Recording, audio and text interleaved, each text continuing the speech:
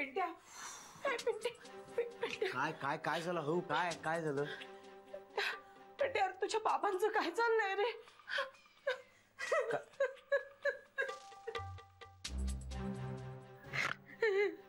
आई आता रडायला काय झालं? काय झालं सांगणार आहेस का? निंबाळकर वहिनी सांगत होत्या. काय सांगत होत्या? तुझे बाबा मला डिवोर्स देणार आहेत म्हणून. अख्खा आयुष्यांचा तुटपुंजा संसार करण्यामध्ये घालवलं आणि आता ह्या वयात मला डायव्हर्स देणार आहेत. काहीतरी वाटायला पाहिजे ना जीवाला. अरे काय करायचं बाकी ठेवलंय मी तुमच्यासाठी? सांगा ना. हाडाची काढा केली मी, पण काही उपयोग नाही. हा माणूस या वयात आता मला टाकायला चाललाय. आई तू सारखं सारखं का जातेस निंबाळकरांकडे? नाही जाणार तर काय करू सांग ना मला. अरे मी पण माणूस आहे ना, मला बोलावंसं वाटत नाही का रे कोणाशी?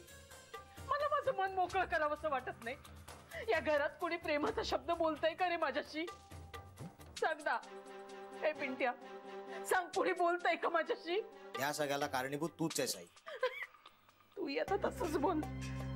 आई असं काही होणार नाहीये ग. तू उगाच काहीतरी ऐकतेस आणि मग विचार करत बसतेस. काहीतरी ऐकते? अरे मग तू जाऊन विचार ना त्या निंबाळकर वहिनींना. तुझे वडील त्यांच्याकडे जाऊन काय काय चौकशी करतात ते.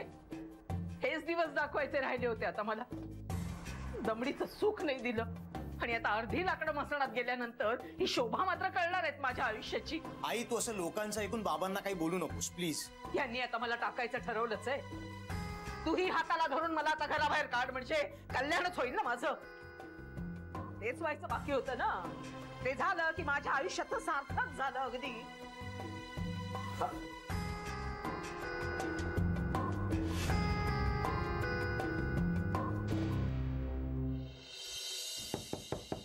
Yes, come in.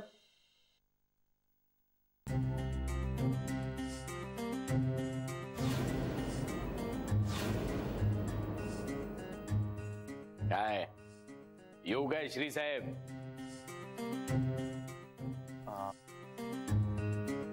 या बसा बसा.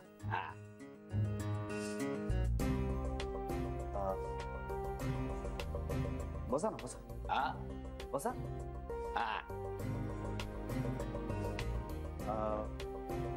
मला तुमच्या येण्याबद्दल रिसेप्शन वरनं काही सांगितलं नाही.